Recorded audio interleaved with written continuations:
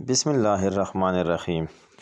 Dear student, today we will study factors upon which resistance depends. The topic is on page number 70, article number is 12.4.1. In our previous lectures, we have studied about the resistance. हमने ohm's law पढ़ा था, V is equal to I R उसमें resistance था, resistance का definition हमने लिखा था। आज हम पढ़ेंगे रेजिस्टेंस कौन से फैक्टर्स पे इन्हिसार करता है। So first one, resistance is the opposition to the flow of electron in case of conductor और the opposition to the flow of charges. Electron जब मूव होंगे तो उसको जो मुज़ाहिमत होता है उसी को रेजिस्टेंस कहा जाता है। सो रेजिस्टेंस जो है that depends upon the length of the wire. So first one, resistance is directly proportional to the length of the wire.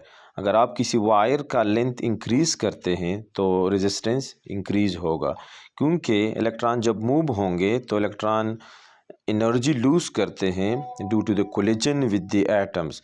तो लेंथ ज़्यादा होगा तो हमारे पास ज़्यादा एनर्जी लॉस होगी। So resistance is direct proportion to the length of the wire, that is first step. Next, resistance जो है that is inversely proportional to the area of the wire. जब आप एरिया इंक्रीज़ करते हैं, जितना आपके पास wire thicker होगा तो उतना आपके पास रेजिस्टेंस कम होगा। रेजिस्टेंस इनवर्स रिलेशन है एरिया के साथ। रेजिस्टेंस आप मिसाल ले लें, रोड का आप मिसाल ले लें। अगर आपके पास रोड डबल हो तो अगर थिकर आपके पास रोड हो, एरिया ज़्यादा हो, तो गाड़ी आसानी के साथ गुजर जाएगी। तो एरिया जितना ज़्यादा होता है उतना रेजिस्टेंस कम होता है। और लेंथ अगर ज़्यादा होता है, फासला, अगर आपको मैं कहूँ कि टोपी से आप स्वाबी जाए तो एक रेजिस्टेंस होगा। अगर आपको मैं कहूँ कि टोपी से आप पिशावर जाए तो फासला अगर ज़्यादा होता है तो रेजिस्टेंस फिर ज़्यादा होता है, ट्रैफिक फिर ज़्यादा होगा। So next, third one, resistance depends upon nature of the material. Material पे भी रेजिस्टेंस जो है डिपेंड करता है। हर एक मटेरियल का डिफरेंट रेजिस्टेंस। यू नो कि फॉर एग्ज़ाम्पल अगर आपके पास कंडक्टर है तो उसमें एक रेजिस्टेंस होगा, अगर इंसुलेटर है तो उसमें रेजिस्टेंस ज़्यादा होता है। वो डिटेल में हमने पढ़ा था इससे पहले लेक्चर्स में। द सेम कंडक्टर में भी अगर कॉपर है तो उसका एक रेजिस्टेंस है, अगर आपके पास सिल्वर है तो कोई और रेजिस्टेंस होगा, आयरन का अलग रेजिस्टेंस है। टेबल 12.1 में आपके पास कुछ मटेरियल्स के रेजिस्टिविटी गिवन है पेज नंबर 71 पे। सो रेजिस्टेंस जो also depends upon the temperatures, temperature पे भी डिपेंड करता है। लेकिन हम नेक्स्ट जो हमारा टॉपिक होगा पेज नंबर 73 पे, उसमें हम पढ़ेंगे temperature coefficient of resistance. Resistance किस तरह चेंज होता है टेम्परेचर के साथ, for the conductor, for the insulator, for the semiconductor and so on. हम उसी में डिटेल में पढ़ेंगे। सो आइए देखते हैं ये जो दो इक्वेशन है, equation 1 R direct proportion to the L, R inversely proportion to the area, दोनों इक्वेशन को कंबाइन करते हैं तो हमारे पास ये रिजल्ट आ जाएगा, R is direct proportion to the L divide by A. अब जैसा आपको पता है, प्रोपोर्शनलिटी साइन को रिमूव करते हैं तो R is equal to constant L by A हमारे पास आ जाएगा। यहाँ पे जो कांस्टेंट है उसी कांस्टेंट को रेजिस्टिविटी कहते हैं या स्पेसिफिक रेजिस्टेंस कहते हैं, जिसको हम रो से रिप्रेजेंट करते हैं। ये रो का सिंबल है, आपको पता है। रो एक ग्रीक लेटर है जो आपको रिप्रेजेंट करता है यहाँ पे रेजिस्टिविटी या स्पेसिफिक रेजिस्टेंस को। So R is equal to rho L by A.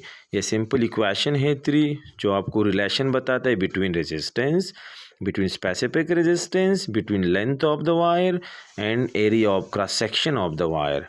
Next हमारा टॉपिक है इसी से रिलेटेड पेज नंबर 71 पे, आर्टिकल नंबर है 12.5, स्पेसिफिक रेजिस्टेंस और रेजिस्टिविटी। इक्वेशन 3 को अगर आप देख ले, इक्वेशन 3 में हमारे पास रेजिस्टेंस और रेजिस्टिविटी का कनेक्शन है आपस में। अब इक्वेशन 3 को आप देख ले, रेजिस्टेंस रेजिस्टिविटी का कब बराबर होगा।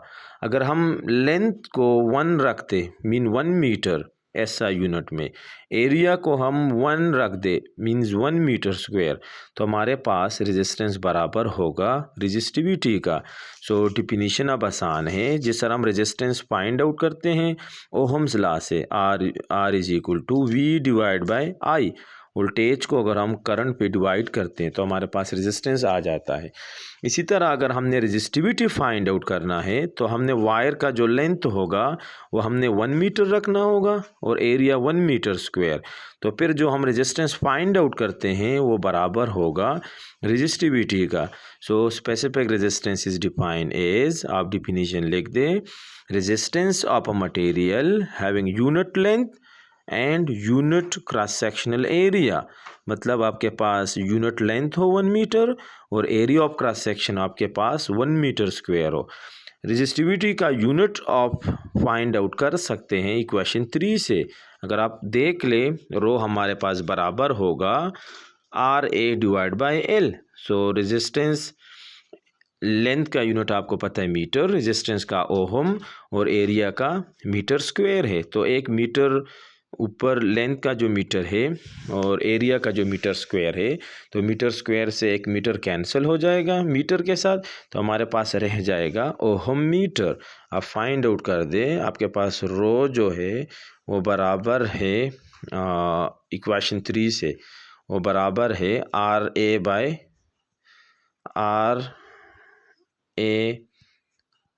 Bye L। तो इसे आप यूनिट फाइंड आउट करें वो होगा ओहम मीटर।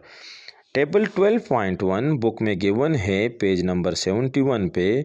उस पर रेजिस्टिविटी दिखाई गई है डिफरेंट मटेरियल्स की, copper, aluminium, tin, silver, brass, iron and lead.